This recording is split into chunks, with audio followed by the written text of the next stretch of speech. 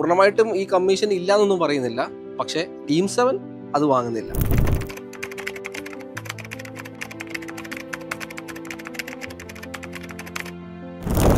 Assurance, അതായത് അത് എത്രത്തോളം നമുക്കത് വാറണ്ടി ക്ലെയിം ചെയ്ത് കിട്ടും എന്നുള്ളതിൻ്റെ ഒരു ഉറപ്പും കൂടിയാണ്. അത് നമ്മുടെ ഒരു എക്സ്പീരിയൻസിലൂടെ ഉരുത്തിരിഞ്ഞ് വരുന്നതാണ്.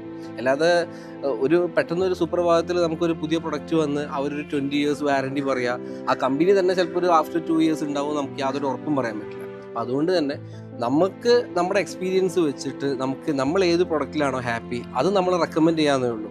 അത് കൂടാതെ അവർക്ക് എവിടുന്ന് വേണമെങ്കിലും പർച്ചേസ് ചെയ്യാം, ഏത് ചാനലിലൂടെ വേണമെങ്കിലും നമ്മുടെ ക്ലയൻറ്റിന് പർച്ചേസ് ചെയ്യാം. അപ്പോൾ നമ്മൾ ഏതൊരു ബ്രാൻഡ് അല്ലെങ്കിൽ ഏതെങ്കിലും ഒരു പെർട്ടിക്കുലർ പ്രൊഡക്റ്റിൻ്റെ ഒരു ക്വാളിറ്റി നമ്മൾ പറഞ്ഞു കൊടുക്കുകയാണെങ്കിൽ പോലും അത് അവർക്ക് എവിടുന്ന് വേണമെങ്കിലും പർച്ചേസ് ചെയ്യാനുള്ള ഫ്രീഡം ഉണ്ട്. നമ്മൾ പറയുന്ന സ്ഥലത്ത് നിന്നോ അല്ലെങ്കിൽ ഈവൻ നമ്മൾ പറയുന്ന ഒരു ബ്രാൻഡ് തന്നെ വാങ്ങണമെന്നില്ല. ഇപ്പോൾ പ്ലൈവുഡ് അല്ലെങ്കിൽ ഒരു സ്റ്റീലിൻ്റെ കേസ് പറയുകയാണെങ്കിൽ FE 550D നമ്മൾ വാങ്ങണമെന്ന് പറയുകയാണെങ്കിൽ അത് ഏത് വേണമെങ്കിലും അവർക്ക് എടുക്കാം, ഏത് ബ്രാൻഡ് വേണമെങ്കിലും അവർക്ക് എടുക്കാം. പക്ഷേ എന്നാലും നമ്മളോട് ചോദിക്കുമ്പോൾ നമ്മൾ പറയും ഇന്ന ബ്രാൻഡിൽ നമ്മൾ ഹാപ്പിയാണ്, അത് നിങ്ങൾക്ക് എവിടുന്ന് വേണമെങ്കിലും പർച്ചേസ് ചെയ്യാം. അത്രയേ ഉള്ളൂ.